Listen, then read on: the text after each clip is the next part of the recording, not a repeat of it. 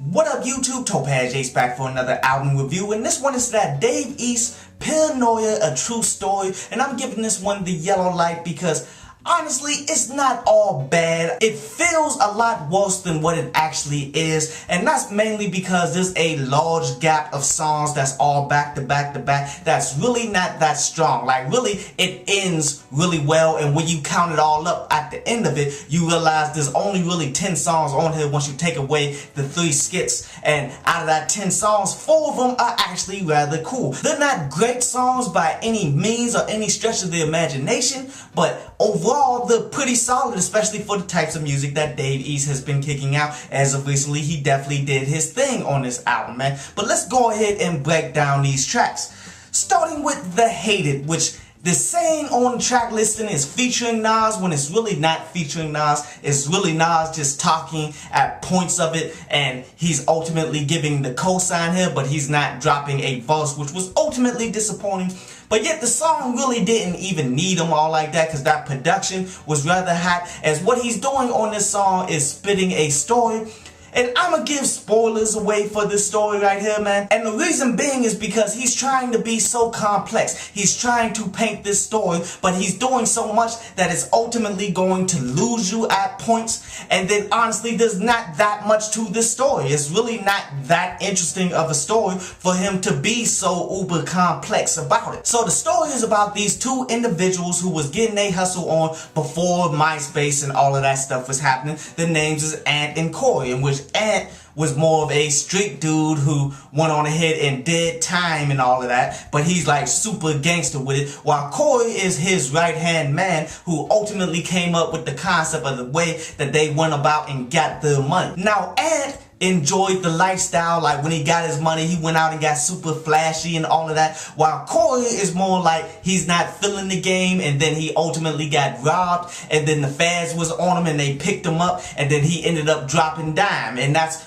pretty much the entire story right here. Honestly, not enough of a story, or not that interesting of a story in order to create such a long song about and all of that, dude. But yet I understand what he tried to do, like especially when you got Nas on the track, you want to go ahead and prove yourself. You want to show that you can do storytelling like Nas once did storytelling, but it really didn't pan out that way. What makes this joint dope is that production was solid, the way he was rhyming on it, his flow and his delivery was solid. Like, it's a solid song without even understanding what he's talking about or the story that he's trying to present here. My next favorite song is that My Dirty Little Secret, as this is Dave East pretty much talking about how he's dealing with these women out here in this digital age, in which this was pretty cool, especially when he's starting to deliver some bars and such within them. And it's a great lesson for individuals to learn who actually want to go out here and have success in the game like he's having, because he's not confused that the vast majority of these women that he's coming around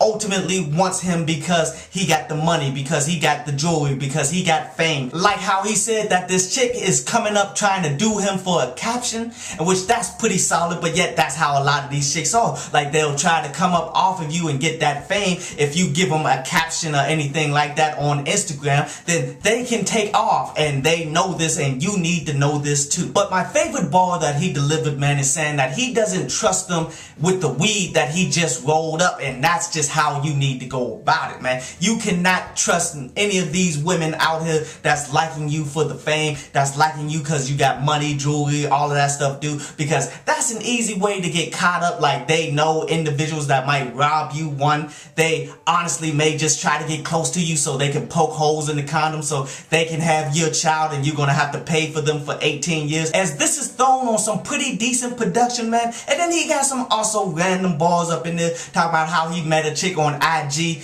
and you know, she was hard to read, like it's Chinese lettering and stuff. That was pretty cool. Like, overall, a pretty solid song here. My next favorite song is that Wanna Be Me, as the basic concept here is how he wants to be himself and do the things that he wants to do, and this really fits into the whole line of skill set that he's been doing for quite some time, where I've talked about in a bunch of the individual commercial reviews that I've had for him, where he just goes in and just shouts out individual name brands and all of that. Like, it's not really true balls that he's kicking. But yet this song wasn't all the way that. Like, yes, it did have moments like how he said all he wanted was some new customized seats in the Caprice. How he said that he just wanted to go up in the Gucci store and all of that. Like, that's him name dropping and doing all of that. But yet that's not really the main focus of this song in particular. Where what he's ultimately talking about is how he wants to go ahead and spend more time with his family, with his nephew that he doesn't see too often, how he wants to help out his homies and actually get them to eat out here. And then he threw some interesting balls up in there too on how he wants to get more rides than Great Adventure,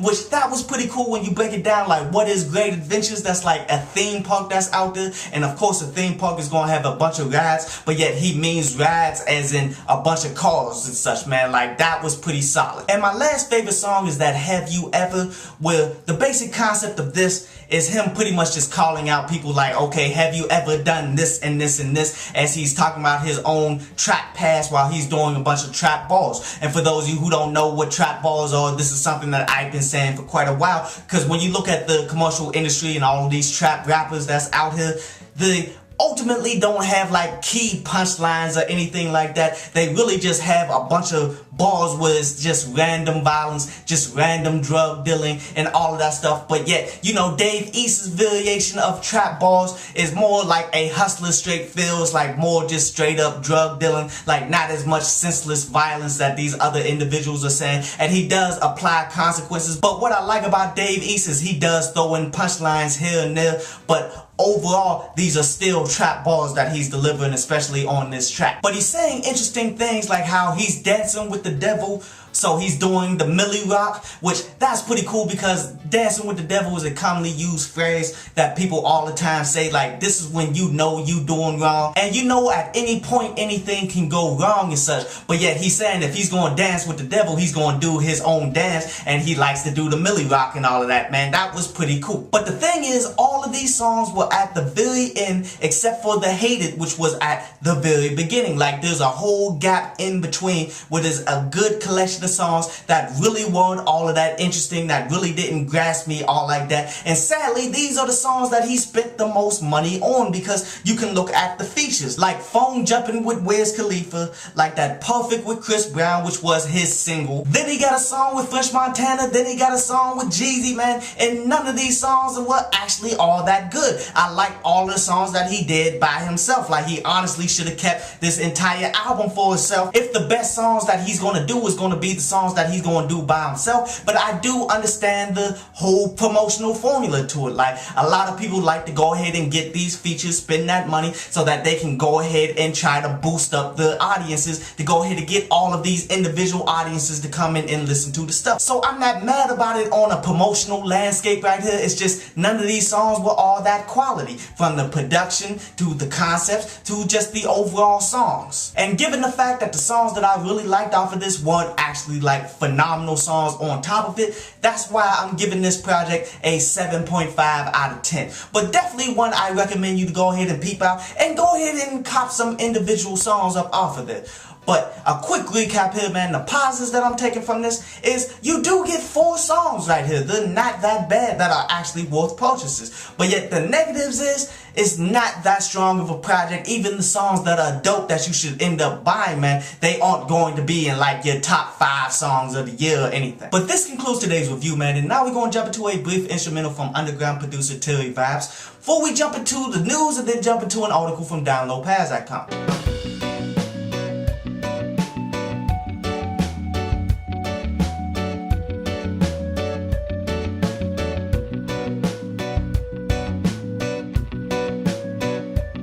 So have you guys heard about Meek Mill recently getting arrested? As they said that it was on Instagram Live that he got actually arrested, as the police ran up on him, saying that they got images of him riding a dirt bike out there in New York, in which I guess it's illegal to be out there with that. And you know, they try to hassle them out in Philly riding dirt bikes and stuff in the streets like that as well.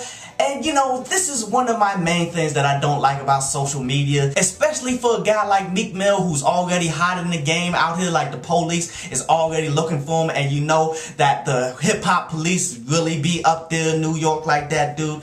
But so ultimately for them having images of him going ahead and riding his bike like that in the city, and then they're able to run up on him while he's still in the city, you already know where they got that from. But anyway, on today's article from downloadpads.com, and today's article is about know-it-alls, man. And there's nothing more frustrating than individuals who believe that they know it all, to the point that all they want to do is hear themselves talk. All they want to do is tell you a whole bunch of things that they believe that they know. In a lot of cases, man, they really don't be knowing nothing at all. But me, myself, I like to sit up and listen to that, man, because the more you're going to tell me, the more I can pick up on some individuals' things. Even if you are straight up lying and you don't know what you're talking about, I can ultimately prove it through researching later. But ultimately, it's better for you as an individual to decide you don't know it all. Let me go out here and sponge up all of the knowledge that I can and listen to all of these people, even if they don't know what they talk about, because they may drop a jewel here and there that you could just go ahead and pick up on and spin off and do your own thing with it.